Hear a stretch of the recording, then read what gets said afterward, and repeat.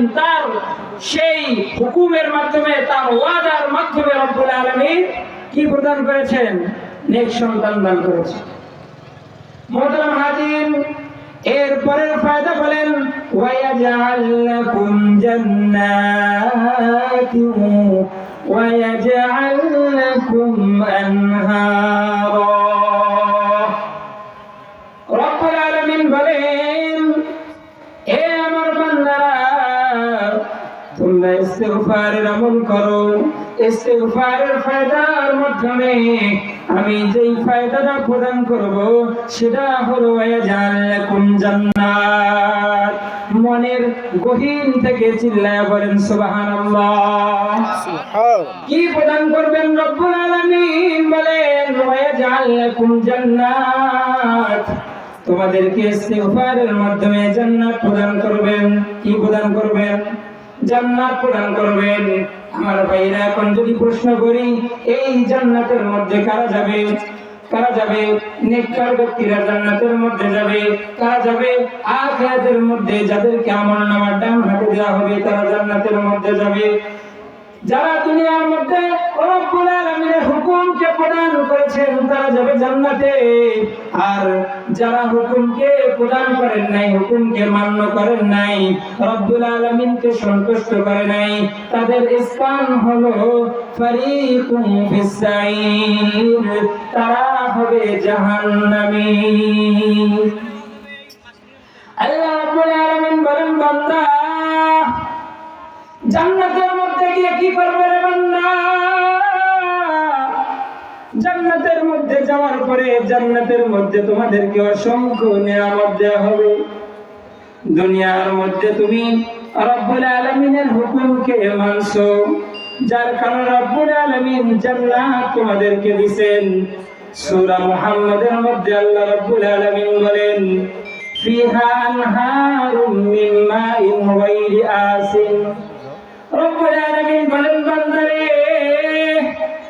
তুমি দুনিয়ার মধ্যে আমার হুকুমকে মানছো, এই ঠান্ডার মধ্যে কনকনে শীতের মধ্যে যখন তুমি আপনি যে ঘুমাইছিলা, এ যুবক, আল্লাহ রাব্বুল আলামিনের হুকুম যখন মুয়াজ্জিন as-সালাতু খায়রুম মিনান নাওম বলেছে, যখন as-সালাতু খায়রুম মিনান নাওম বলেছে, as-সালাতু খায়রুম মিনান নাওম যখন আপনার কর্ণক হয়ে গেছে, যাওয়ার সঙ্গে সঙ্গে আপনি আরামের ঘুমকে হারাম করে মসজিদের মধ্যে গিয়ে সালাত আদায় করেছেন, যার বিনিময়ে আল্লাহ রাব্বুল আলামিন প্রদান করেছেন জান্নাত। সুবহানাল্লাহ বলেন, কি প্রদান করেছেন? জান্নাত প্রদান করেছেন। কাজ কি? রব্বে কারীমের হুকুম। জান্নাতের মধ্যে থাকবে কি? রব্বুল আলামিন বলেন, ফিহা আনহারুম মিন মাইন গায়রি আসিন। জান্নাতের মধ্যে আল্লাহ রাব্বুল আলামিন আপনাদেরকে 4 প্রকারের নহর প্রদান করবেন। কয় প্রকার? কি বলতেছিলাম? ইস্তিগফারের মাধ্যমে কি প্রদান করবেন? ওয়ায়াজআল লাকুম জান্নাত ওয়ায়াজআল লাকুম আনহারা। এই আনহারা শব্দের অর্থ হলো নহর, নদী। কিরূপ ভাবে নদী? কেমন নদী? জান্নাতের মধ্যে রব্বুল আলামিন কোরআনে কারীমের সূরাতুল মুহাম্মাদের মধ্যে বলেন, ফিহা আনহারুম মিন মাইন গায়রি আসিন, ফিহা মিন মাইন গায়রি আসিন, ফিহা আনহারুম মিন মাইন গায়রি আসিন। তোমাদেরকে সুন্দর মিষ্টান্ন পানি প্রদান করবেন। তাহলে 1 নম্বর নহর কি? মিষ্টান্ন পানি, ফ্রেশ পানি, যেই পানিগুলোকে আমরা এখন কিনে পান করি। কিনে পান করি কিনা? ফ্রেশ পানি। 1 নম্বরে কি দিবেন? ফ্রেশ পানি দান করবেন।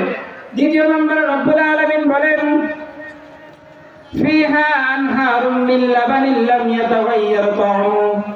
2 নম্বরে আল্লাহ রাব্বুল আলামিন তোমাদেরকে যেই 2 নম্বর নহরটা দান করবেন, সেই নহরটা হলো দুধের নহর। কিসের নহর? কিসের নহর? দুধের নহর। ফিহা মিন মাইন, ফিহা আনহারুম মিন মাইন গায়রি আসিন ওয়া আনহারুম মিন লাবানিন লাম ইয়াতাগায়্যার তা'আমু। এমন দুধের নহর প্রদান করবেন যে আল্লাহ রাব্বুল আলামিন বলেন, লাম ইয়াতাগায়্যার তা'আমু, যেই নহরের, যেই দুধের স্বাদ কখনোই পরিবর্তিত হয় না। কি হয় না? আজকে আমরা যখন দুধ বাজার থেকে কিনে খাই, খাঁটি গরুর দুধ বলে আমরা চালিয়ে দেই, আসলে কি খাঁটি দুধ পাওয়া যায়? পাওয়া যায় না, ভেজাল আছে। মোহতারাম হাজিরিন, তাহলে রব্বুল আলামিন দ্বিতীয় নম্বর যে নহরটা দান করবেন, সেই নহরটা কিসের? দুধের নহর দান করবেন। এক নম্বর নহর হলো ফ্রেশ পানি, যেটা আমাদের প্রয়োজন আছে না নাই? এক নম্বরে হলো ফ্রেশ পানি দান করবেন। দ্বিতীয় নম্বর হলো একদম খাঁটি, যেই দুধের স্বাদ কখনোই পরিবর্তিত হবে না এমন দুধের নহর দান।